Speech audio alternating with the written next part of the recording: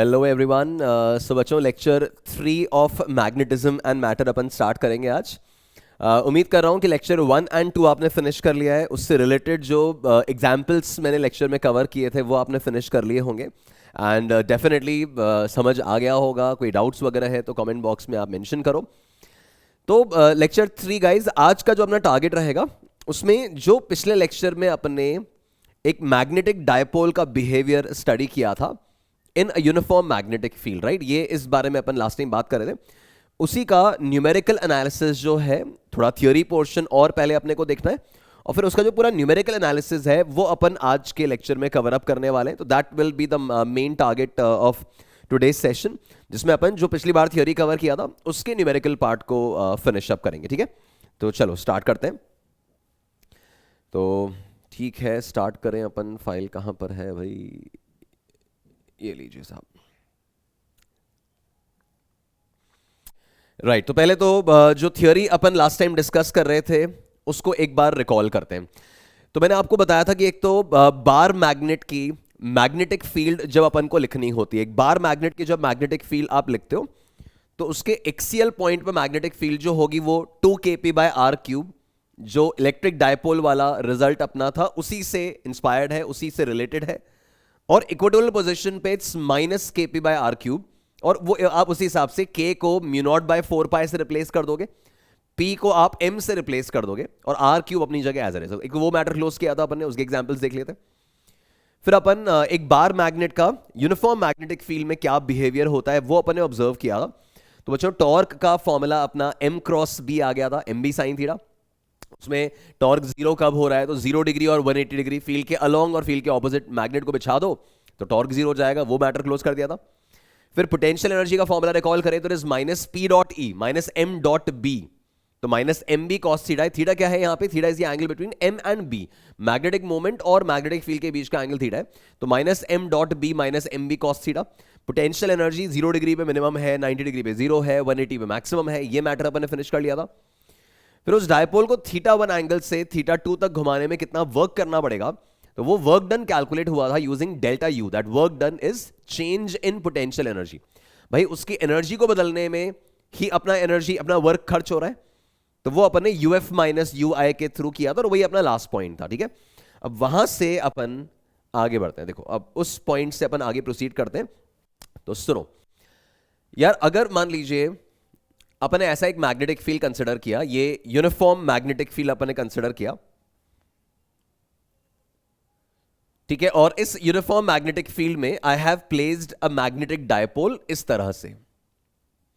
तो ये मेरा मैग्नेटिक फील्ड हो गया B और ये अपना मैग्नेटिक डायपोल M, वो bar magnet. And you know that कि M वेक्टर जो है वो साउथ से नॉर्थ पॉइंट करता है, तो यहां साउथ से नॉर्थ ये आपका मैग्नेटिक मोमेंट वेक्टर इस तरह से रखा हुआ है। अब इस पॉइंट पे अपन देखें तो इस पे टॉर्क किस तरह से लग रहा होगा। मैंने आपको कहा था कि या तो आप टॉर्क का डायरेक्शन m×b से निकालो, तो करो m×b करो, तो ये m के अलोंग फिंगर्स रखे, b की तरफ कर्ल किया तो इनवर्ड टॉर्क आ रहा है और फिंगर्स क्लॉकवाइज घूम रही है। ठीक है, तो क्लॉकवाइज सेंस ऑफ रोटेशन होगा। एक तरीका तो ये है। दूसरा तरीका मैंने बोला था कि अगर किसी भी मैग्नेट को यूनिफॉर्म मैग्नेटिक फील्ड में छोड़ोगे तो it will always have a tendency to align itself along the field. वो खुद को फील्ड के अलोंग अलाइन करना चाहेगा, स्टेबल इक्विलिब्रियम पोजीशन की तरफ जाना चाहेगा। तो उसके हिसाब से सोच के देखो, तो इसकी कोशिश है फील्ड के अलोंग अलाइन होने की, और अलोंग अलाइन होने के लिए उसको क्लॉकवाइज घूमना होगा, है ना। तो उस माइंडसेट से समझना। तो जैसे ही इसको टॉर्क लगा, ये क्लॉकवाइज घूमना स्टार्ट किया। ठीक है, ऐसे घूमना स्टार्ट किया। अब बच्चों, जब ये घूमता हुआ टॉर्क की वजह से जब घूमता हुआ यहां आया ऐसे इक्विलिब्रियम पोजीशन में, तो यहां आते आते वो कुछ स्पीड गेन कर चुका था, है ना। यहां इस वाली पोजीशन पे टॉर्क लगा, टॉर्क की वजह से अल्फा आया, रोटेशन शुरू हो गया, और यहां आते आते कुछ स्पीड गेन कर चुका था। अब स्पीड गेन कर चुका है तो इसके आगे शूट करेगा, इसके नीचे ऐसे जाएगा। अब जैसे वो इस इलाके में पहुंचा ना, देखना, जैसे ही ये डायपोल इस इलाके में पहुंचेगा, अब जो उस पर टॉर्क लगेगा m×b, वो टॉर्क एंटी क्लॉकवाइज होगा। जैसे ये मैग्नेट ऐसे आ गया, नीचे हो गया, तो अब आप m×b देखो, तो ये m×b एंटी क्लॉकवाइज लग रहा है। तो यार, क्लॉकवाइज घूमता हुआ मैग्नेट मेरा, और उस पर एंटी क्लॉकवाइज टॉर्क लगेगा, तो then in that case the magnet will retard. भाई इस वाली जगह टॉर्क लगा, टॉर्क की वजह से इसकी स्पीड बढ़ी, कौन सी, एंगुलर स्पीड बढ़ी, वो 0 डिग्री पे पहुंचा, बट तब तक वो एंगुलर स्पीड गेन कर चुका था, तो यहां रुका नहीं, यहां से आगे बढ़ गया, और आगे बढ़ते ही एम क्रॉस भी एंटी क्लॉकवाइज हो गया, तो उस पर एक एंटी क्लॉकवाइज टॉर्क लगने लग गया जो उसको रिटार्ड कर रहा है। तो रिटार्ड होते होते ही मैग्नेट स्लो डाउन हुआ, है ना, इस जगह यहां पे वो रुका, ये रिटार्ड होते होते एक जगह रुका।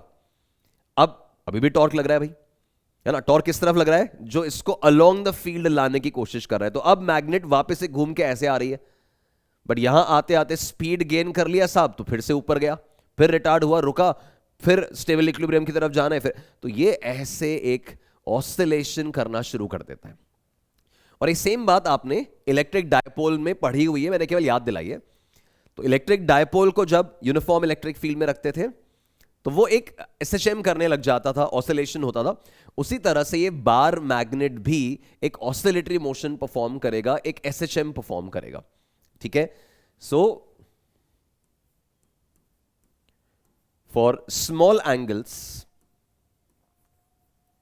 अपने को वो डेरिवेशन रिक्वायर्ड नहीं है, चाहोगे तो डेरिवेशन भी बता सकते हैं कि भाई टॉर्क कितना है, एम बी साइन थीटा, फिर रिस्टोरिंग टॉर्क है तो माइनस लगा दो, थीटा स्मॉल है तो साइन थीटा की जगह थीटा लिख दो, फिर वो एसएचएम से मैच कर जाएगा। तो वो खैर डेरिवेशन अपने को चाहिए नहीं, अपन डायरेक्टली रिजल्ट लिख सकते हैं। For small angles the bar magnet performs SHM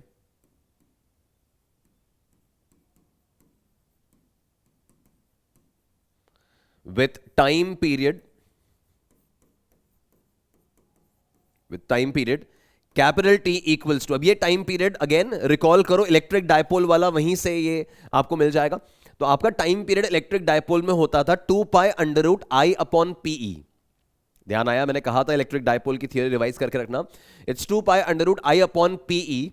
तो यहां पे टाइम पीरियड हो जाता है 2 पाई अंडर रूट, अब आई तो मोमेंट ऑफ इनर्शिया है, वो तो आएगा ही आएगा, अपॉन पीई की जगह तो मैग्नेटिक मोमेंट एम, और ई की जगह magnetic field B, electric field की जगह magnetic field B. The time period 2 pi under root I upon PE. And guys ये जो आई यहां पे लिखा हुआ है ये तो हो गया आपका मोमेंट ऑफ इनर्शिया, जो रोटेशन में अपन यूज करते थे ना ml²/12 और सब, तो ये तो हो गया आपका मोमेंट ऑफ इनर्शिया उस मैग्नेट का जो रोटेट करेगी, ठीक है। ये जो m यहां पे लिखा हुआ है ये हो गया अपना मैग्नेटिक मोमेंट जो अपन इतनी टाइम से पढ़ ही रहे हैं बार बार, तो ये हो गया मैग्नेट का मैग्नेटिक मोमेंट, ठीक है। और ये जो B यहां पे लिखा हुआ है this is of course the magnetic field जिसमें आप ये मैग्नेट को रख रहे हो, राइट, ये मैग्नेटिक फील्ड होगी, ठीक है। तो एक बार मैग्नेट को अपन एक रॉड कंसिडर करेंगे, है ना, एक बार मैग्नेट को, ये अगर एक बार मैग्नेट है जो अपन कंसिडर कर रहे हैं, जिसका रोटेशन हम देखेंगे, जिसका एसएचएम अपन डिस्कस कर रहे हैं, इस बार मैग्नेट को आप एक रॉड मान लोगे, एम मास एल लेंथ का रॉड ले लोगे, ठीक है। तो अगर ये एम मास और एल लेंथ का रॉड है, स्मॉल एम तो मैग्नेटिक मोमेंट है, ठीक है, कैपिटल एम मैंने इसका मास ले लिया, तो इस वाली एक्सिस के अबाउट इसका मोमेंट ऑफ इनर्शिया, बच्चों इसका मोमेंट ऑफ इनर्शिया हुआ करता था ml²/12, याद आ गया, इट इज ml²/12। तो ये जब बार मैग्नेट ऐसे रोटेट करेगा, इस तरह से ऑसिलेट कर रहा है, ऐसे रोटेशन हो रहा है ना इसका, ये तो ये जो सेंट्रल एक्सिस है, इस सेंट्रल एक्सिस के अबाउट ही एसएचएम करने वाला है इस तरह से। तो वो जो एसएचएम होगा उसमें मोमेंट ऑफ इनर्शिया लिखना पड़ेगा, और मोमेंट ऑफ इनर्शिया कौन सा चाहिए, सेंट्रल एक्सिस के अबाउट, और वो रोटेशन टॉपिक में याद करो, रॉड के केस में आपने ml²/12 पढ़ा था, वो मैंने लिख दिया, ठीक है। फिर जो रिकॉलिंग पॉइंट है यहां पे अपना, रिकॉल क्या किया अपन ने, रिकॉल अपन ने ये किया है दैट इन इलेक्ट्रिक डायपोल, जब इलेक्ट्रिक डायपोल का डिस्कशन होता था, इलेक्ट्रिक डायपोल को भी जब आप ऐसे मैग्नेटिक फील्ड में छोड़ते थे तो वो भी टाइम पीरियड, एक टाइम पीरियड के साथ एसएचएम करता था, that SHM time period was 2 pi under root I upon PE, ये फॉर्मूला था उस टाइम पे, ठीक है। अब उसकी जगह ये 2 pi under root I upon M B हो गया है बस, सॉरी,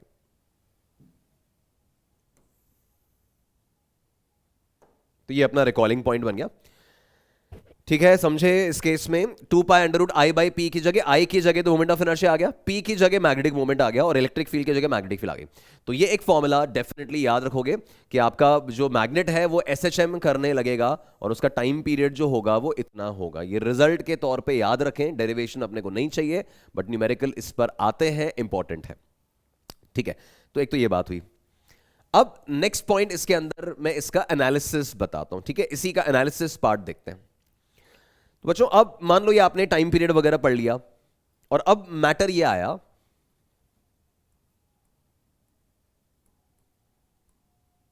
है ना, इसके कुछ केस स्टडीज सिखा रहा हूं। मैटर ये आया कि मान लो आपने दो मैग्नेट्स कंसिडर किए, ये दो मैग्नेट्स आपने कंसिडर किए, इसका ये south north magnetic moment m1 और इसके ऊपर एक और मैग्नेट कंसिडर किया, ये south north magnetic moment m2। ठीक है, इनके मोमेंट ऑफ इनर्शिया देखें तो इनके मोमेंट ऑफ इनर्शिया है I1 and I2, right. Moment of inertia तो वो ml²/12 वाला, वो दोनों रॉड्स का दे रखा है I1 I2, दोनों मैग्नेट्स का दे रखा है I1 I2, और मैग्नेटिक मोमेंट्स m1 m2 है, और इनको ना ऐसे एक के ऊपर एक रखा, कंबाइन किया, और बोला कि भाई अब ये कंबाइंड रॉड जो है ना, कंबाइंड जो मैग्नेट बना है, इसको एसएचएम करवाना है। ये जो मैंने अभी आपको बोला था कि एक सिंगल मैग्नेट अगर होती है तो वो सिंगल मैग्नेट जो है वो ऐसा एसएचएम परफॉर्म कर रही है, तो वो जो एसएचएम परफॉर्म कर रही है उसकी जगह मैं क्या कर रहा हूं कि मैं दो मैग्नेट्स को कंबाइन कर रहा हूं और फिर बोल रहा हूं कि कंबाइंड मैग्नेट को चिपका दिया इन दोनों को, और एक कंबाइंड मैग्नेट को अगर मैग्नेटिक फील्ड में रखेंगे तो इसका एसएचएम का टाइम पीरियड क्या होगा वो निकालना है। तो अपन ने अपने लेक्चर 1 में सीखा था गाइज कि अगर आप इस तरह के दो मैग्नेट्स को एक के ऊपर एक कंबाइन कर देते हो तो मैग्नेटिक मोमेंट निकालना पड़ता है ना, नेट मैग्नेटिक मोमेंट निकालना होता है, और नेट मैग्नेटिक मोमेंट जो है वो वेक्टर समेशन से आता है। अब ये ध्यान आया, ये आपका सम पोजीशन है, इसका मैग्नेटिक मोमेंट साउथ से नॉर्थ राइटवर्ड्स है, इसका मैग्नेटिक मोमेंट भी साउथ से नॉर्थ राइटवर्ड्स है, तो दोनों वेक्टर्स सेम दिशा में हैं, तो नेट मैग्नेटिक मोमेंट जो होगा, जो इक्विवेलेंट मैग्नेटिक मोमेंट होगा, वो m1 प्लस m2 आ जाएगा, है ना। अगर भूल गए हो तो लेक्चर 1 के पॉइंट्स देखो, लेक्चर 1 में अपन ने कहा था कि वो सम पोजीशन में अगर है दोनों वेक्टर्स अगर सेम डायरेक्शन में तो resultant is m1 plus m2, opposite है तो m1 माइनस m2। ठीक है, तो ये ऐसे सम पोजीशन में रखे हुए थे, तो मैग्नेटिक मोमेंट तो आ गया m1 प्लस m2। फिर टोटल मोमेंट ऑफ इनर्शिया कितना हुआ, तो नेट मोमेंट ऑफ इनर्शिया अगर निकाले तो यार मोमेंट ऑफ इनर्शिया तो स्केलर क्वांटिटी है ना, moment of inertia ml²/12 scalar quantity है। तो पहली रॉड का मोमेंट ऑफ इनर्शिया I1 है, दूसरे वाले का I2 है, तो टोटल मोमेंट ऑफ इनर्शिया उनका एडिशन हो गया, तो net moment of inertia is going to be I1 plus I2। ठीक है, तो मैंने एक्चुअली इन दोनों मैग्नेट्स को हटाकर एक सिंगल मैग्नेट से रिप्लेस किया, तो उस सिंगल मैग्नेट का मैग्नेटिक मोमेंट तो ये हो जाएगा और उस सिंगल मैग्नेट का मोमेंट ऑफ इनर्शिया ये हो जाएगा। ठीक है, अब बोला कि भाई इसका एसएचएम कराना है, इसको मैग्नेटिक फील्ड में रख दो, इसको डांस करने दो और उसका टाइम पीरियड निकालना है। तो उसका जब टाइम पीरियड निकालेंगे बच्चों, टू पाई, क्या फॉर्मूला है, it's 2 pi under root I upon M B. अब 2 pi under root I by M B में आई तो कौन सा आएगा, जो total moment of inertia combined system का है, I1 प्लस I2। फिर मैग्नेटिक मोमेंट में भी दोनों मैग्नेट्स कंबाइन कर दिया ना, एक से रिप्लेस कर दिया है, तो मैग्नेटिक मोमेंट कौन सा आ जाएगा, तो ये m1 plus m2 times b, ये आपका नया टाइम पीरियड कैलकुलेट हो गया।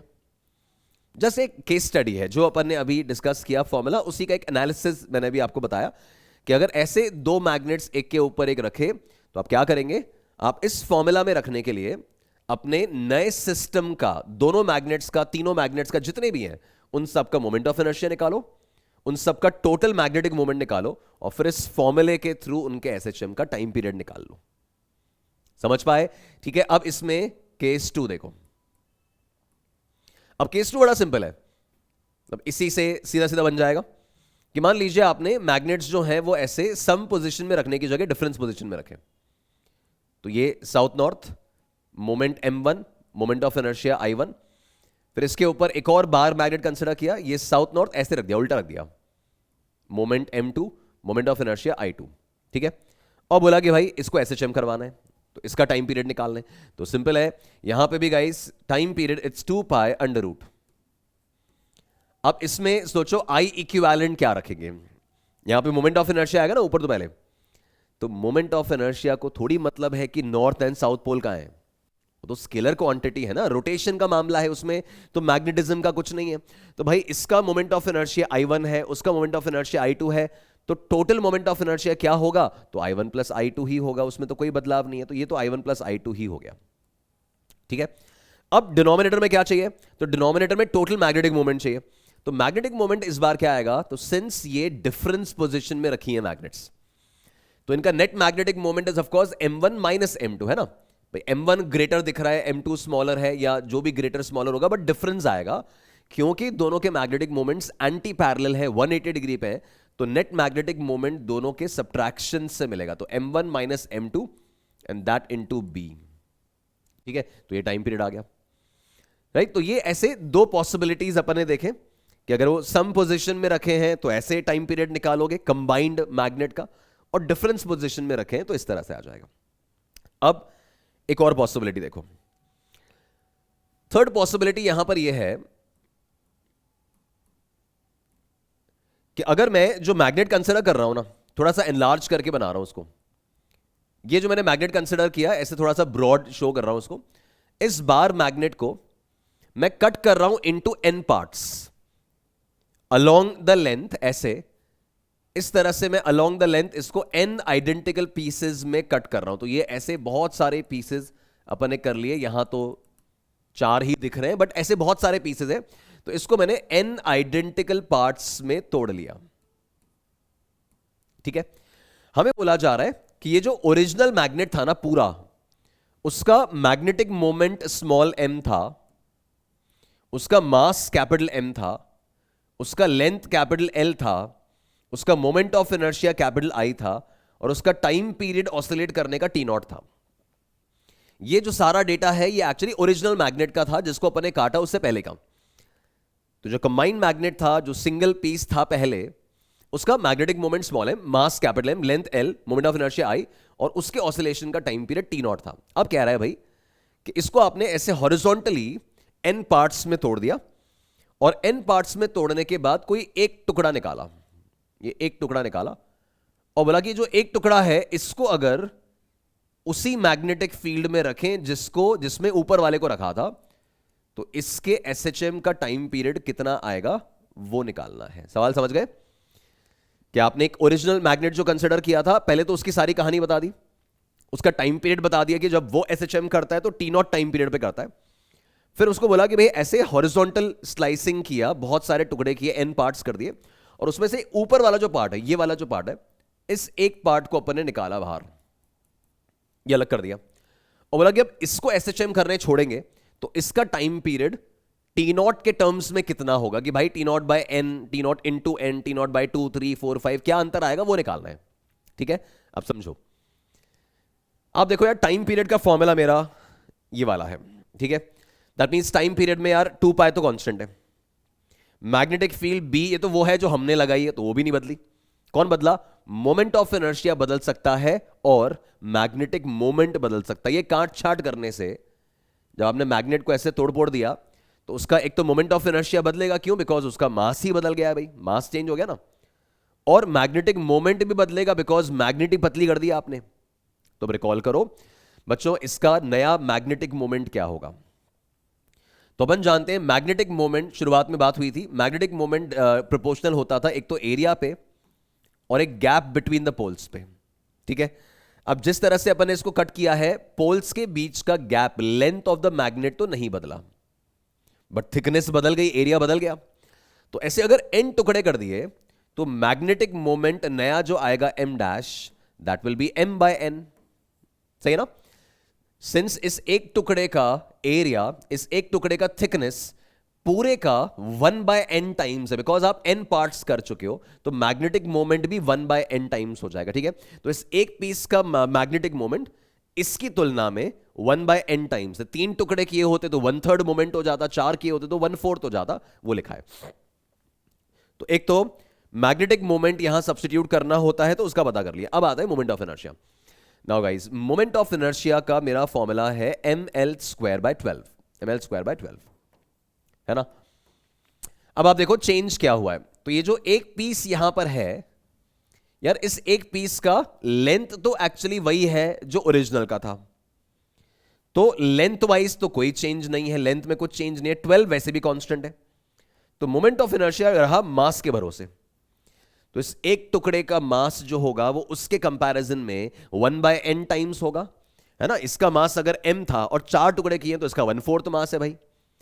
तो इसका मास जो है वो m/n टाइम्स है, और लेंथ तो वही है, लेंथ इसका जितना था, तो लेंथ तो चेंज हुआ नहीं, 12 वैसे भी कांस्टेंट है, मास 1/n टाइम्स हो गया, तो मोमेंट ऑफ इनर्शिया भी 1/n टाइम्स हो जाएगा। तो moment of inertia 1/n times हो गया। सही यहां तक, ठीक है। अब आ जाओ फॉर्मूले पे। तो एसएचएम का जो टाइम पीरियड फॉर्मूला है मेरा 2π√I/mb है। अब इसमें अपन देखें तो मैग्नेटिक फील्ड तो चेंज होना नहीं है, 2π कांस्टेंट है। मोमेंट ऑफ इनर्शिया जो है वो 1/n टाइम्स हुआ है, देखो ये निकाला अपन ने। मैग्नेटिक मोमेंट अगर अपन देखें तो वो भी 1/n टाइम्स हुआ है। तो यहां यार बच्चों अगर I/n लिखोगे और यहां m/n लिखोगे तो ये n वाला फैक्टर तो आपका गया, और टाइम पीरियड सेम आ गया, सेम आ गया, है ना। ये देखो मोमेंट ऑफ इनर्शिया भी हाफ हो रहा है और मैग्नेटिक मोमेंट भी हाफ हो रहा है, मान लो अगर, तो हाफ हाफ वाले फैक्टर तो गए और टाइम पीरियड सेम है। तो दैट इंप्लाइज कि आपका टी डैश जो आया वो टी नॉट सेम ही रह गया, ये आपका आंसर आ गया। ठीक है, तो ये केस 3 का एनालिसिस मैंने आपको बताया कि अगर उसके n टुकड़े कर रहे हो, उसके n पीसेस कर रहे हो, तो ऐसे केस में इसका मैग्नेटिक मोमेंट 1/n टाइम्स हो जाएगा, इसका मास भी 1/n टाइम्स हो जाएगा, लेंथ नहीं बदली है, मोमेंट ऑफ इनर्शिया नया निकाला, दोनों 1/n टाइम्स हो रहे हैं और ये I/n दोनों आ रहे हैं, तो कैंसिल होके टाइम पीरियड सेम आ रहा है। समझे? फिर नेक्स्ट केस देखो, केस 4 देखो। तो केस 4 में ऐसा करते हैं कि वो जो मैग्नेट अपन ने कंसिडर किया था ना, अगेन उसको ऐसा थोड़ा थिक बनाते हैं, पहले ये थिक बना लिया, ठीक है, और इसको इस बार ऐसे परपेंडिकुलर टू लेंथ ऐसे कट कर लेते हैं। तो इस तरह से n पीसेस कर दिए, ऐसे n पार्ट्स कर दिए, आइडेंटिकल पार्ट्स कर दिए, राइट। ओरिजिनल मैग्नेट का मोमेंट स्मॉल m था, मास कैपिटल M था, लेंथ कैपिटल L थी, मोमेंट ऑफ इनर्शिया I था और टाइम पीरियड T नॉट था। तो ओरिजिनल मैग्नेट के तो ये सारे डिटेल्स हैं, और बोला है कि जो एक टुकड़ा निकलेगा इसमें से, मान लो ये पीस आपने निकाला ये वाला, और इस एक पीस का टाइम पीरियड ऑफ एसएचएम क्या होगा वो सॉल्व करना है। तो पहले ऐसे हॉरिजॉन्टल स्लाइसिंग किया था, इस बार वर्टिकल स्लाइसिंग किया है, वर्टिकल एक्सिस के अलोंग ऐसे कट किया है। अब इस एक टुकड़े का हमें टाइम पीरियड ऑफ एसएचएम देखना है कि भाई इसका क्या हाल होना है, इस अकेले का क्या एसएचएम का हाल होना है, ये निकालना है, ठीक है। अब देखो क्या क्या चेंज हो रहा है आपके फॉर्मूले में, क्या क्या आता है आपके फॉर्मूले में, आता है एक तो मोमेंट ऑफ इनर्शिया और एक आता है मैग्नेटिक मोमेंट।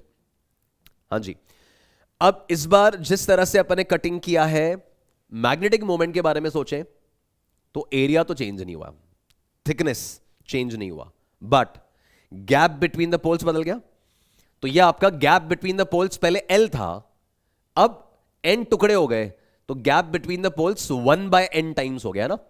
ऐसे यहां पे 1 2 3 4 5 5 टुकड़े हुए, तो ये अगर L लेंथ था तो 5 इक्वल टुकड़े, तो L/5 तो 1/5 तो हो गया। तो बच्चों मैग्नेटिक मोमेंट जो होगा m डैश, वो तो m/n हो जाएगा। मैग्नेटिक मोमेंट तो m/n हो जाएगा, क्यों?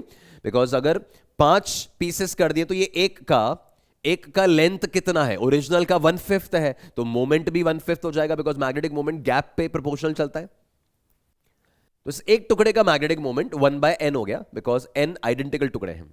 Then the moment of inertia. Now guys, moment of inertia का मेरा फॉर्मूला है ml²/12। अब इसके अंदर में नोटिस करें कि यार ये जो एक पीस निकाला है ना, इस एक पीस का मास कितना है, तो इस एक पीस का मास होगा 1/n टाइम्स। इस पूरे का मास अगर m था, कैपिटल M, तो इस एक का कितना होगा m/n। और इस बार एक्चुअली लेंथ भी चेंज हो गया है, तो पूरे का लेंथ अगर L था तो एक टुकड़े का लेंथ कितना है, तो एक टुकड़े का लेंथ है L/n, तो लेंथ भी 1/n टाइम्स हुआ। तो मास अगर 1/n टाइम्स रखोगे यहां पे और लेंथ में 1/n रखोगे जिसका स्क्वायर होना है, तो ओवरऑल इनर्शिया में 1/n³ का फैक्टर आएगा। ये समझे क्या? मास की जगह m/n आएगा, लेंथ की जगह L बाय एन आएगा, फिर उसका स्क्वायर भी होगा, तो 1/n² बन जाएगा। तो आपका मोमेंट ऑफ इनर्शिया का जो रिजल्ट आना है ना, I dash, that is actually I/n³। तो मैग्नेटिक मोमेंट 1/n टाइम्स हुआ और moment of inertia 1/n³ times हो गया। अब आ जाओ फॉर्मूले पे। तो यार टाइम पीरियड का फॉर्मूला मेरा चल रहा है 2π इंटू √I/mb। ठीक है, अब वो जो एक पीस अपन ने निकाला है, उस एक पीस में मोमेंट ऑफ इनर्शिया में तो 1/n³ का फैक्टर आना है, मैग्नेटिक मोमेंट में 1/n का फैक्टर आना है, मैग्नेटिक फील्ड वही है, 2π आपका कांस्टेंट है। तो न्यूमरेटर में 1/n³ है और डिनोमिनेटर 1/n है, तो ओवरऑल क्या बच रहा है, 1/n² बच रहा है, बट वो भी रूट में है ना, 1/n² बच रहा है बट अंडर रूट में बच रहा है। तो अंडर रूट लोगे तो आपका टी डैश जो है वो 1/n टाइम्स आ जाएगा, and that is your answer. समझे क्या, ये 1/n³ है और ये 1/n है, तो ओवरऑल क्या बचा, 1/n² अंडर रूट में, 1/n² का अंडर रूट मतलब 1/n, तो टाइम पीरियड T0/n हो गया। अब ये क्या एक्चुअली बच्चों को याद ही रहता है, और मैं आपको वही रिकमेंड करूंगा कि समझा मैंने आपको दिया, लॉजिक आप समझ गए पूरा, पर इसको एक रिजल्ट की तरह याद रखो कि अगर एक मैग्नेट को अपन ऐसे हॉरिजॉन्टली कट करेंगे ना, तो there is no change in time period of that single piece. Single piece का टाइम पीरियड वही आएगा जो ओरिजिनल का था। और अगर उसका ऐसा वर्टिकल स्लाइसिंग किया है, तो जितने टुकड़े करें, जैसे 4 टुकड़े करें तो टाइम पीरियड 1/4, 6 टुकड़े करें तो टाइम पीरियड 1/6। तो ऐसे रिजल्ट की तरह अपन कैरी कर लेंगे, पर ऑफकोर्स डिराइव करना है तो आपके सामने पूरी कहानी है, दे आर इजीली डेरिवेबल। ठीक है, तो ये अपन ने जो ऑसिलेशन से रिलेटेड, एसएचएम से रिलेटेड इसकी कहानी थी वो अपन ने रिलेट की। और बच्चों आसान आसान पॉइंट्स हैं, आसान चैप्टर में पहले समझा चुका हूं, इजी टॉपिक है, सवाल डेफिनेटली नीट में गारंटीड तौर पे इससे सवाल नीट में आएगा। तो बड़ी क्लैरिटी से इस पूरी कहानी को समझ के रखो और 100% का सवाल आप नीट में बना पाओगे, है ना। ओके चलो क्वेश्चंस स्टार्ट करते हैं। कहाँ गया, हाँ थोड़ा सा ऑर्डर गड़बड़ हो गया अपना, तो देख लेते हैं अभी। ये जो है इसको मूव करके इधर ले आता हूँ, लो साहब सही हो गया, है ना। तो ये पढ़ लिया अपन ने, ये हो गया, ये हो गया, ये सवाल आ गया। ओके चलिए, तो सवाल करने का तरीका आपने को बताइए, क्वेश्चन पढ़ो, पॉज करो और खुद से सॉल्व करो पहले। It says in figure 3 orientation of a compass needle in a uniform magnetic field. तो मैग्नेटिक फील्ड में 3 अलग अलग बार मैग्नेट्स, 3 अलग अलग मैग्नेटिक नीडल रखी हैं, एंगल्स वगैरह दे रखे हैं, are given with the north and south ends of the needle labelled. The first 2 orientations involve the same angle theta naught. The needle can pivot about its mounting point at the midpoint. तो यहां पर pivot है, इसके about rotate कर सकती है, ये जो सेंटर पॉइंट है इसके अबाउट इसका रोटेशन हो सकता है, ये पिवट पॉइंट है। और फिर हमें बताना है rank the orientations according to the torque on the needle greatest first. अब ये सवाल बड़े अच्छे होते हैं, आराम से बनते हैं, बस थोड़ा समझ इसमें रखिए आप। ये कह रहा है कि आपको इन तीनों केसेस में टॉर्क किस में ज्यादा है वो ग्रेटेस्ट टू स्मॉलेस्ट आपको अरेंज करना है, कंपेयर करना है।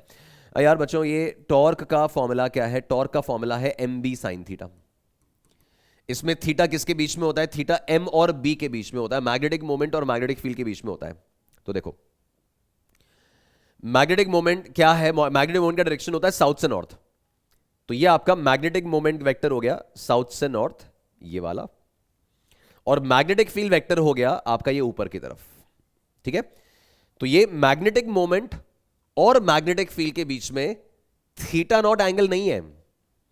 Angle between two vectors is always the angle between their tales, उनके टेल्स के बीच में एंगल देखना होता है। ठीक है, सही ना भाई। South north magnetic moment vector तो नीचे जा रहा है और मैग्नेटिक फील्ड वेक्टर ऊपर है, तो इन दोनों के बीच में एंगल एक्चुअली मुझे ये वाला लेना पड़ेगा।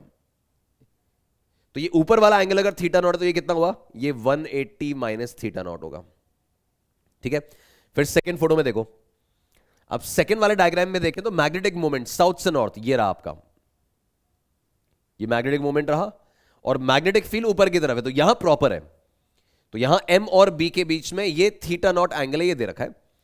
और थर्ड वाले में देखें तो साउथ से नॉर्थ मैग्नेटिक मोमेंट ये रहा और मैग्नेटिक फील्ड ऊपर है, तो यहां पे m और b के बीच में 90 डिग्री एंगल बना हुआ है, तो ये भी सही है। ठीक है, तो पहले तो अपने तीनों एंगल्स हाईलाइट कर लिए। अब अपन जानते हैं टॉर्क का मैग्नीट्यूड जो होता है that is M B sine theta. तो यार मैग्नेटिक मोमेंट तो तीनों में सेम है, बिकॉज इसने बोला कि we have 3 orientations of the same needle. तो मैग्नेटिक मोमेंट तो तीनों में सेम है, मैग्नेटिक फील्ड भी तीनों में सेम लगा रखी है, तो उससे भी कोई दिक्कत नहीं है ना। सारा गेम यहां पे साइन थीटा का है। तो फर्स्ट वाले केस में एम और बी के बीच में एंगल है 180 माइनस थीटा, तो साइन 180 माइनस थीटा तो साइन थीटा ही होता है, तो वो तो सेम वैल्यू आ गई है ना। साइन 180 माइनस थीटा, अपन इस केस में टॉर्क क्या लिखेंगे बच्चों, torque is M B sine 180 minus theta, बच्चे साइन थीटा ओनली। फिर इस वाले केस में टॉर्क कितना लिखेंगे, तो आएगा एम बी साइन थीटा, तो सेम आ गया दोनों का।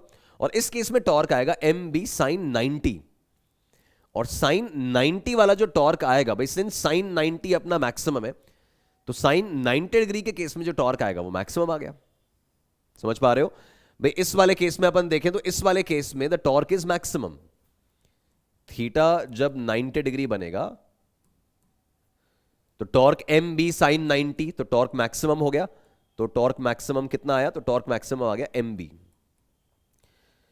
तो 90 डिग्री के केस में तो टॉर्क मैक्सिमम है। फिर ये टॉर्क 3 है, टॉर्क 2 कितना होगा, तो टॉर्क 2 होगा एम बी, और एंगल कितना है थीटा नॉट, तो M B sine theta naught. और टॉर्क 1 देखें तो क्या है, तो torque 1 M B sine, angle कितना है उनके बीच में, तो 180 माइनस थीटा नॉट है। किन के बीच में, एम और बी के बीच में। तो साइन 180 माइनस थीटा तो साइन थीटा ही होता है, तो सेम आ गया।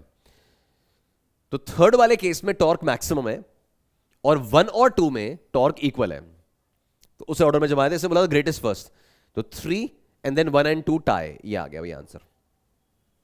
समझ गए है ना। तो थर्ड वाले केस में टॉर्क इज मैक्सिमम 90 डिग्री वाले केस में, और 1 और 2 में साइन थीटा और साइन 180 माइनस थीटा के कारण वो इक्वल हो गए, तो थर्ड मैक्सिमम है, 1 और 2 टाई है।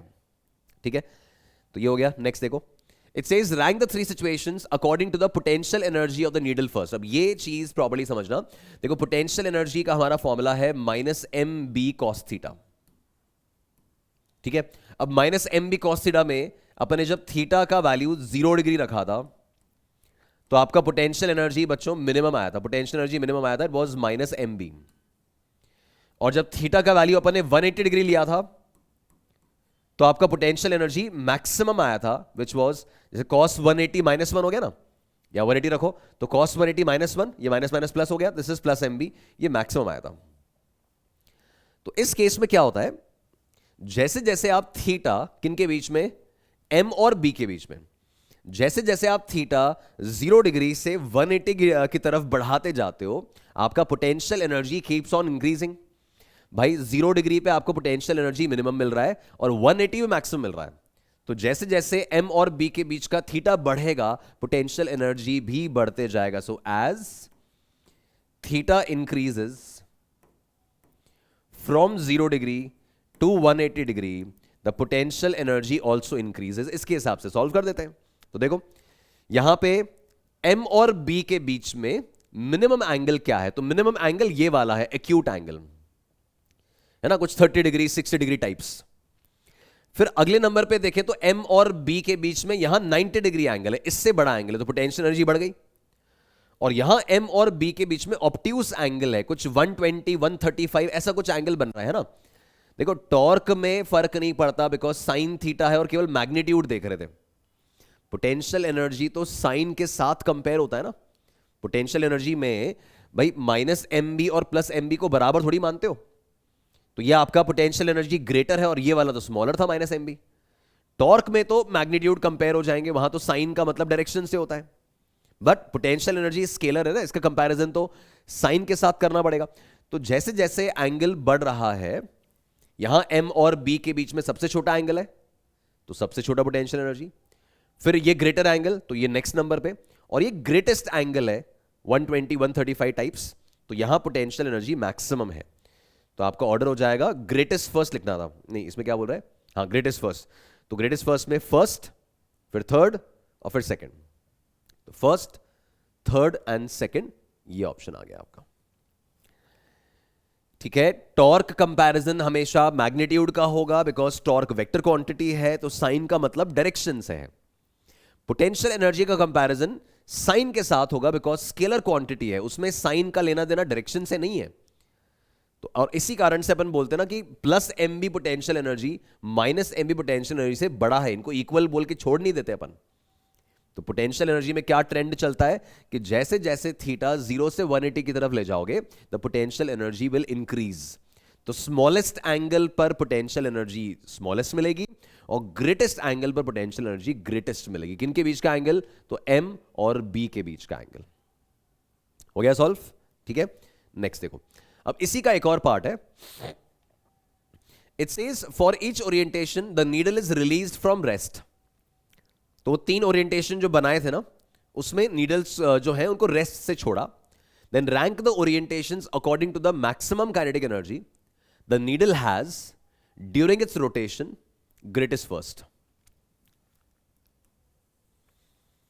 उनकी काइनेटिक एनर्जी कितनी आएगी, काइनेटिक एनर्जी वो कितना पोजेस करेंगे, वो अपन को कंपेयर करना है और फ्रिक्शन वगैरह सब निग्लेक्ट करना है। ग्रेटेस्ट काइनेटिक एनर्जी किसके पास आएगी वो देखना है। तो देखो, इन तीनों मैग्नेट्स को इस हाल में अपने छोड़ दिया, इस हाल में अपने छोड़ दिया। अब इस हाल में छोड़ा तो सब रोटेट करने लगे, बिकॉज टॉर्क लगता है। और हम सीख चुके हैं कि ये सबकी कोशिश किस तरफ जाने की है। तो सबकी कोशिश है अलाइन होने की, मैग्नेटिक फील्ड के अलोंग अलाइन होने की, स्टेबल इक्विलिब्रियम पे पहुंचने की कोशिश है। उस कोशिश में सब लोग रोटेट करना शुरू किए। रोटेट किए तो काइनेटिक एनर्जी एक्वायर करने लग गए, काइनेटिक एनर्जी एक्वायर करने लग गए। समझ पा रहे हो? आपने ऐसे रिलीज किया मैग्नेट को या ऐसे रिलीज किया, सबकी टेंडेंसी है कि घूम के फील्ड के अलोंग अलाइन होंगे। अब टॉर्क लगने की वजह से ये लोग एक्सेलरेट करेंगे। एक्सेलरेट करने के कारण वो जो रोटेशन हुआ, एंगुलर स्पीड एक्वायर कर लिया। और एंगुलर स्पीड एक्वायर किया तो काइनेटिक एनर्जी आ गई कौन सी? Half I omega square, half M V square नहीं, तो रोटेशन हो रहा है तो हाफ आई ओमेगा स्क्वायर। तो ये कह रहा है कि भाई मैक्सिमम काइनेटिक एनर्जी किसके पास होएगी, मिनिमम किसके पास होएगी, ये कंपैरिजन करो। तो सिंपल सा पॉइंट है कि यार ये काइनेटिक एनर्जी इनके पास आएगी कहां से? ये सब लोग अपने अपने हालातों से चल के किस तरफ जाने की ट्राई कर रहे हैं? ये सब स्टेबल इक्विलिब्रियम पोजीशन की तरफ जाने की ट्राई कर रहे हैं। स्टेबल इक्विलिब्रियम पोजीशन की तरफ जाएंगे तो पोटेंशियल एनर्जी वहां पर उनकी मिनिमम हो जाएगी। ये सब क्या चाहते हैं कि स्टेबल इक्विलिब्रियम पोजीशन की तरफ चलो, पोटेंशियल एनर्जी मिनिमम करने की कोशिश करो, पोटेंशियल एनर्जी को लूज करो। और वही पोटेंशियल एनर्जी जो ये लूज करेंगे बच्चों, वही काइनेटिक एनर्जी में कन्वर्ट होगा। सही है, मैकेनिकल एनर्जी कंजर्वेशन है ना। जो पोटेंशियल एनर्जी ये लोग लूज करेंगे वही तो काइनेटिक एनर्जी में कन्वर्ट होगा। तो जिसके पास पोटेंशियल एनर्जी पहले ज्यादा था वो लूज भी तो ज्यादा करेगा और उसी को काइनेटिक एनर्जी ज्यादा मिलेगी। भाई जिसके पास पोटेंशियल एनर्जी है ही नाम मात्र, बहुत कम है, तो वो लूज करके क्या ही काइनेटिक एनर्जी बनाएगा? समझ रहे हो? है ना। तो ये कह रहा है कि भाई काइनेटिक एनर्जी जब ये घूमना शुरू करेंगे तो काइनेटिक एनर्जी सबसे ज्यादा किसके पास होगी? तो जिसके पास पोटेंशियल एनर्जी सबसे ज्यादा थी वही पोटेंशियल एनर्जी लूज कर पाएगा सबसे ज्यादा, और उसी को सबसे ज्यादा काइनेटिक एनर्जी भी मिल पाएगी। जिसके पास खोने को ही बहुत ज्यादा नहीं, वो पाएगा कहां से ज्यादा? इस फॉर्मेट में देखो, जब पोटेंशियल एनर्जी को खो रहा है तो काइनेटिक एनर्जी पा रहा है, जब पोटेंशियल एनर्जी लूज कर रहा है तो काइनेटिक गेन कर रहा है। अब जिसके पास पोटेंशियल एनर्जी लूज करने को ही नहीं है तो काइनेटिक एनर्जी गेन करने को भी नहीं मिलेगी उसको। तो पोटेंशियल एनर्जी ग्रेटेस्ट किसके पास था? तो फर्स्ट के पास था। अभी सॉल्व किया ये, फिर थर्ड, फिर सेकंड। तो जिसके पास पोटेंशियल एनर्जी मैक्सिमम थी, बाद में उसी के पास काइनेटिक एनर्जी मैक्सिमम आएगी, बिकॉज वो अपनी पोटेंशियल एनर्जी लूज कर देगा, छोड़ देगा, गिव अप कर देगा, है ना। तो 1 3 2 ही आपका ऑर्डर दोबारा आ जाएगा। ये हो गया सॉल्व साहब। ठीक है, तो ये रोटेशन से रिलेटेड अपन ने पूरा कहानी यहां पे मैनेज किया कि आपको पोटेंशियल एनर्जी, टॉर्क वगैरह को कंपेयर करना है तो इस तरीके से किया जा सकता है। नेक्स्ट देखो, अब it says a bar magnet is hung by a thin cotton thread in a uniform magnetic field and it is in equilibrium state. Equilibrium state मतलब 0 डिग्री एंगल पे। The energy required to rotate it by 60 degree is W। पहले वो equilibrium state में था तो 0 degree angle पे वो पड़ा हुआ था बार मैग्नेट, और उसको 60 डिग्री तक घुमाकर ले जाने में W वर्क करना पड़ा, W एनर्जी देनी पड़ी। अब उसको 60 डिग्री पर ही होल्ड करने के लिए टॉर्क कितना लगाना पड़ेगा, यह सवाल बनाया है। तो पहले तो अपन रिकॉल करें कि यार मैंने आपको बताया था जो वर्क डन होता है वो चेंज इन पोटेंशियल एनर्जी होता है। ध्यान आ गया? चेंज इन पोटेंशियल एनर्जी मतलब you final minus you initial. Initially किस एंगल पे था? इनिशियली 0 डिग्री एंगल पे था। इक्विलिब्रियम स्टेट में पड़ा था इनिशियली, तो 0 डिग्री एंगल पे था वो पहले तो, और उसको घुमाकर खींच के 60 डिग्री एंगल तक लेकर आना है मैग्नेट को। तो बच्चों फाइनल पोटेंशियल एनर्जी क्या हो जाएगा? फाइनल हो जाएगा minus M B cos 60 degree.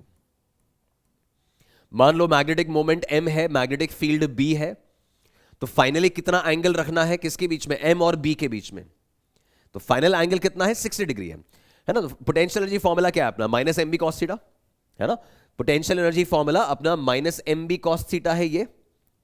तो बाद में एंगल कितना हो गया m और b के बीच में? 60 डिग्री हो गया। तो final potential energy is minus M B cos 60 minus initial क्या था एंगल? 0 डिग्री, तो इनिशियल था minus M B cos 0 degree. ठीक है, अब इसको देखें तो cos 60 हाफ है, तो ये बन गया आपका माइनस एम बी बाई 2, और ये माइनस माइनस प्लस cos 0 1 हो गया, तो ये प्लस एम बी। तो आपका ओवरऑल वैल्यू जो आया this is M B by 2, और इस एम बी बाई 2 का वैल्यू क्वेश्चन ने W दे रखा है। ये समझ गए? इसे बोला कि 0 डिग्री से 60 डिग्री तक घुमाने में W एनर्जी देनी पड़ी, W वर्क करना पड़ा। तो ये कितना वर्क करना पड़ा पहले मैंने निकाल लिया, और क्वेश्चन ने बोला कि भाई इसी का नाम W है, इसको W कह रहे हैं। ये एक बात हुई। अब ये कह रहा है now the torque required to keep the magnet in this new position. ये 60 डिग्री पे बच्चों, अगर 60 डिग्री वाली एंगल पे अगर उसमें छोड़ दूं उसको, तो क्या होगा? वो वापस से 0 डिग्री की तरफ भागेगी, स्टेबल इक्विलिब्रियम की तरफ भागेगी। कह रहा है कि नहीं भाई भागने नहीं देना है, उस 60 डिग्री एंगल वाली पोजीशन पे उसको होल्ड करना है। ऐसा करने के लिए कितना टॉर्क लगाना पड़ेगा ये पूछा गया है। तो कितना लगाना पड़ेगा? जितना मैग्नेटिक फील्ड लगा रही है उतना ही लगा दो ऑपोजिट डायरेक्शन में, तो बैलेंस हो जाएगा, नहीं भागेगा वो, है ना? तो मुझे बच्चों ये टॉर्क एक्सटर्नल कितना लगाना होगा? 60 डिग्री वाली जगह पे उतना ही लगाना होगा जितना मैग्नेटिक फील्ड लगा रही है, केवल डायरेक्शन ऑपोजिट रखनी है। तो मैग्नेटिक फील्ड कितनी लगा रही? टॉर्क का फॉर्मूला क्या है? It's M B sine theta. तो एम बी साइन 60 डिग्री, 60 मतलब √3/2 हो जाएगा, तो √3/2 एम बी। ठीक है, तो पहले मैंने वर्क वाला मामला निपटाया, ये वर्क वाला मामला मैंने निपटा दिया था पहले। तो W का वैल्यू कितना आ गया था बच्चों? mb/2 आ गया था। अब इसने पूछा कि टॉर्क कितना लगाना पड़ेगा 60 डिग्री पे होल्ड करने के लिए। तो मैंने कहा कि भाई जितना मैग्नेटिक फील्ड टॉर्क लगा रही है ना 60 डिग्री पे, उतना ही अगर मैं ऑपोजिट डायरेक्शन में लगा दूंगा तो मैग्नेट वहीं रह जाएगी, वो नहीं घूमेगी। तो मैंने उतना ही एक्सटर्नल टॉर्क लगा दिया ताकि मैग्नेटिक फील्ड का टॉर्क खत्म हो जाए, कैंसिल कर दूं उसको मैं। तो M B sine theta angle 60 degree, because 60 पे ही होल्ड करना है, तो √3/2 एम बी आ गया। अब इसने ऑप्शंस W के टर्म्स में दिए, तो देखो mb/2 का वैल्यू W है, तो इस mb/2 का वैल्यू W रख दो। समझ रहे हो क्या? है ना? ये जो mb/2 है, इस mb/2 का वैल्यू W रखो, तो क्या आ रहा है? √3 टाइम्स W। ये आपका आंसर आ गया। इस तरह के क्वेश्चंस इलेक्ट्रिक डायपोल में भी आपने किए होंगे होपफुली, मैग्नेटिक डायपोल में अपने फ्रेश पढ़ लिया। बस इसको ऐसे समझो कि एक एंगल से दूसरे एंगल तक ले जाने में कितना वर्क करना है, कितनी एनर्जी देनी है, उसको ऐसे सॉल्व करते हैं। ठीक है, टॉर्क वगैरह कैसे निकालते हैं? तो M B sine theta formula मेरे पास है। तो पहले वर्क कितना करना पड़ेगा वो मैनेज किया, टॉर्क कितना लगाना पड़ेगा वो निकाला, और फिर इनको आपस में रिलेट कर दिया कि भाई mb/2 का वैल्यू अगर W है तो ये mb/2 को W रखो, तो आंसर √3W अपने को मिल रहा है। बन गया सवाल? ठीक है, नेक्स्ट देखो। Now it says a short bar magnet of magnetic moment 0.4 joule, magnetic moment दे रखा है, मतलब m दे रखा है, it is placed in a uniform magnetic field of इतना tesla, the magnet is in stable equilibrium when the potential energy is। अब ये बड़ा सिंपल सा सवाल है यार, स्टेबल इक्विलिब्रियम मतलब थीटा इक्वल टू 0 डिग्री। ध्यान है, 0 डिग्री पे आपका मैग्नेट स्टेबल इक्विलिब्रियम में होता है। अब 0 डिग्री मतलब पोटेंशियल एनर्जी वहां कितना हो जाएगा, इसने ये तो पूछा है पोटेंशियल एनर्जी कितना होगा। तो पोटेंशियल एनर्जी का मेरा फॉर्मूला है minus M B cos theta. Theta कितना? 0 डिग्री, तो ये कॉस 0 तो 1 हो गया, तो माइनस एम बी, एम कितना है? 0.4, और बी कितना है? तो 0.16। यूनिट्स वगैरह सब प्रॉपर दिख रहे हैं, वो टेस्ला है और वो जूल पर टेस्ला ऐसे ही चल रहा है बिल्कुल। तो यहां से पोटेंशियल एनर्जी की वैल्यू आ जाएगी, तो ये 64 और 3 decimal 0.064 joule with a minus sign, minus 0.064 joule. ये आपका सेकंड ऑप्शन आंसर आ गया। साइन का गड़बड़ नहीं करना है, वो आप मैग्नीट्यूड मत देखना, ये तो स्केलर है तो साइन तो साथ में लेके चलना पड़ेगा। तो बच्चों स्टेबल इक्विलिब्रियम था तो 0 डिग्री एंगल पकड़ा अपन ने। 0 degree angle potential energy formula minus M B cos theta, theta में 0 पटका, कॉस 0 1 हो गया, और एम बी की वैल्यूज प्रॉपर यूनिट्स में है, प्लेस करी तो ये पोटेंशियल एनर्जी आ गई, है ना। ये तो बहुत ईजी था। देखो आगे, now it says a bar magnet having a magnetic moment of इतना, ये स्मॉल एम की वैल्यू दे रखी है, is free to rotate a horizontal magnetic field इतना tesla exist in the space. ठीक है, मैग्नेटिक फील्ड कितना है वो दे दिया। The work done in taking the magnet slowly from, पढ़ो ध्यान से, it is slowly from a direction parallel to the field, direction parallel to the field मतलब 0 degree angle, to a direction 60 degree from the field. अभी solve किया था अपन ने, बस यहां पे वैल्यूज है और वहां पे वेरिएबल्स के टर्म से कर रहे थे, है ना। हो जाएगा आराम से, देखो अपन करते हैं। अभी कह रहा है कि ये मैग्नेट जो है वो 0 डिग्री एंगल पे पड़ा था फील्ड के साथ, और उसको 60 डिग्री एंगल तक ले जाने में कितना वर्क करना पड़ेगा वो निकालना है, कितना वर्क करना पड़ेगा वो निकालना है। तो मैंने आपको अभी बताया था, अभी ये वर्क निकालने का तरीका क्या होता है, सीधा डेल्टा यू, जो पोटेंशियल एनर्जी का चेंज है वही आपका वर्क है, उतना ही एनर्जी आपको देना है, तो यूएफ माइनस यू आई। बच्चों फाइनल पोटेंशियल एनर्जी क्या होगी, तो minus M B cos 60 degree, because final angle 60 है। इनिशियल पोटेंशियल एनर्जी क्या होगी, तो minus M B cos 0 degree, because initial angle 0 degree था। ठीक है, अभी वेरिएबल्स में चलने दो, कॉस 60 हाफ हो गया तो माइनस एम बी बाई 2, अभी अभी कैलकुलेशन किया सारा माइनस, और कॉस 0 1 हो गया तो ये माइनस एम बी, तो लास्ट में क्या बचा, M B by 2, M B by 2। अभी जो सॉल्व किया था ना ये वाला ही सारा एम बी बाई 2, ये पूरा कहानी था। अब वैल्यू रख दो, तो एम बी बाई 2 में एम कितना है, 2 इंटू 10 पावर 4, तो 2 इंटू 10 पावर 4, बी कितना है मैग्नेटिक फील्ड 6 इंटू 10 पावर 4, ये मुझे गड़बड़ लग रहा है, और अपॉन 2। एक्चुअली ये मिस्टेक यहां पर ये है, आई थिंक मैग्नेटिक फील्ड या मैग्नेटिक मोमेंट में से कोई एक में 10 टू द पावर -4 आना चाहिए। 6 इंटू 10 पावर 4 टेस्ला बहुत बड़ी मैग्नेटिक फील्ड हो गई, ये मेरे हिसाब से -4 कर दो ना, ये -4 कर दो, यहां चेंज करो, तो ये 10 पावर -4 हो गया। तो जैसे यहां 10 पावर -4 कर रहे हो तो ये आपका कैंसिल हो गया टर्म, ये वाला कैंसिल हो गया, है ना। अब ये 2 कैंसिल हुआ, आंसर 6 जूल आ रहा है, तो ये आपका आंसर बना, खत्म। तो 0 डिग्री एंगल से 60 डिग्री एंगल तक ले जाने में कितना वर्क होएगा वो कैलकुलेट करना था। सीधा चेंज इन पोटेंशियल एनर्जी लिखा है, यूएफ माइनस यूआई किया है, फाइनल लिखा, इनिशियल लिखा, वैल्यूज प्लेस करी, और फिर ये अपना आंसर आ गया। ये तो सिमिलर कैलकुलेशन है, कुछ खास नया नहीं है। नेक्स्ट देखो, now it says the length, breadth and mass of 2 bar magnets are same but their magnetic moments are 3m and 2m। Length, breadth, dimension बराबर है, मास सेम है मैग्नेट्स का, but their magnetic moments are different, 3m and 2m. These are joined pole to pole and suspended by a string. दोनों को join किया, combine कर दिया, फिर oscillate करने के लिए टांग दिया उसको। When oscillated in a magnetic field of strength B, the time period is 5 seconds. If the poles of either of the magnets are reversed, then the time period of the combination in the same magnetic field will be. पढ़ चुके हैं अपन already इस बारे में guys. Time period मैंने क्या बताया था, फॉर्मूला है 2 pi under root I upon M B, है ना। तो आप ऐसा मान लो कि जो 2 मैग्नेट्स आप कंसिडर कर रहे हो ना, उसमें मोमेंट ऑफ इनर्शिया तो इसने बोला है कि भाई लेंथ, ब्रेड्थ, मास सेम है ना, तो ml²/12 मास सेम है, लेंथ सेम है, तो मोमेंट ऑफ इनर्शिया दोनों का सेम है। तो मोमेंट ऑफ इनर्शिया एक का आई है और मैग्नेटिक मोमेंट 3m है, और दूसरे का मोमेंट ऑफ इनर्शिया आई है सेम, और मैग्नेटिक मोमेंट 2m है।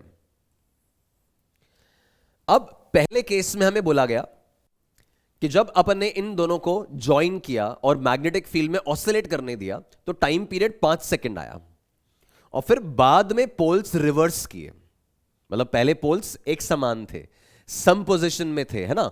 ये वाला फोटो था पहले कि आपका ये साउथ नॉर्थ और इसी के अलोंग ऐसे साउथ नॉर्थ, तो तो ये 3m और 2m को अगर ऐसे सम पोजीशन में अरेंज करोगे तो मैग्नेटिक मोमेंट ऐड हो जाएगा, 5m हो जाएगा। तो बच्चों पहले टाइम पीरियड कितना आया होगा, तो it's 2 pi under root total moment of inertia. तो टोटल मोमेंट ऑफ इनर्शिया हो गया आई एंड आई मिला के 2i अपॉन एम बी में टोटल मैग्नेटिक मोमेंट जब एक के ऊपर एक सेम पोलैरिटी में रखा है, दोनों मैग्नेटिक मोमेंट सेम डायरेक्शन में है, तो नेट मैग्नेटिक मोमेंट ऐड होएगा, 5m हो गया, एंड दैट इनटू बी। सही। और इसका वैल्यू, इस टाइम पीरियड का वैल्यू हमें 5 सेकंड दे रखा था, दिस इज 5 सेकंड्स। अब ये बोल रहा है सेकंड केस में हमने उन्हीं दो मैग्नेट्स को रखा वापस से, but poles of either of the magnets are reversed. तो किसी एक मैग्नेट का पोल रिवर्स किया तो वो एंटी पैरेलल हो गए। अब मैंने बताया था एंटी पैरेलल हो जाने से भी यार मोमेंट ऑफ इनर्शिया को तो फर्क नहीं पड़ता, वो तो ऐड ही होएगा, बट मैग्नेटिक मोमेंट इस बार m1 माइनस m2 हो जाएगा। सही है ना, एंटी पैरेलल रख दिया तो m1 minus m2 net magnetic moment आएगा, तो 3m माइनस 2m m बचेगा भाई। और ये वैल्यू हमें निकालनी है, ये T2 अपने को निकालना है। और ठीक है, इन दोनों को आप डिवाइड कर लो। तो जैसे ही इन दोनों को डिवाइड कर रहे हो बच्चों, वो RHS में देखो तो 5 अपॉन T2, ठीक है। और इनको डिवाइड करें तो 2i cancel, 2 pi cancel, b cancel, m cancel. इसके पास बच रहा है 1/√5 और इसके पास कुछ नहीं कैंसिलेशन के बाद। तो यहां से T2 की वैल्यू आ गई 5√5 सेकेंड्स। तो ये अपना आंसर बन गया। ठीक है, जो मैंने केस आज अभी थ्योरी में आपको बताया था कि एक बार लाइक पोल्स टुगेदर एक साथ रखे तो मैग्नेटिक मोमेंट ऐड हो जाएगा, 5m हो जाएगा। और अनलाइक पोल्स टुगेदर रखे, ऑपोजिट पोलैरिटी में रखा, डिफरेंस पोजीशन में रखा, तो मैग्नेटिक मोमेंट सबट्रैक्ट हो जाएगा ना ऑपोजिट डायरेक्शन में, तो m1 माइनस m2 m हो गया। मोमेंट ऑफ इनर्शिया स्केलर है तो दोनों ही केस में ऐड होएगा, i प्लस आई, तो वो 2i ही इस्तेमाल करना है। इस फॉर्मूले में पहले केस का i और m रखा, दूसरे केस का i और m रखा, और फिर टाइम पीरियड निकाल लिया, तो ये आपका T2 5√5 सेकेंड्स आ गया। समझ गए है ना, ये सॉल्व हो गया। राइट तो गाइज अब इस सिचुएशन में ये अपना ओवरऑल वर्किंग टाइम पीरियड वाली स्टोरी को लेके अपन ने ओवरऑल अपना न्यूमेरिकल सॉल्विंग फिनिश कर लिया। पोटेंशियल एनर्जी, टॉर्क के मैटर, ऑसिलेशन, SHM, वो सारे मैटर्स फिनिश हो गए है ना। तो नेक्स्ट लेक्चर में जब मिलेंगे, एक तो पहले थोड़ा सा इसके और सवाल देख लेंगे और कुछ PYQs वगैरह देख लेंगे, थोड़ा और कॉन्फिडेंस आपको आ जाएगा इसमें।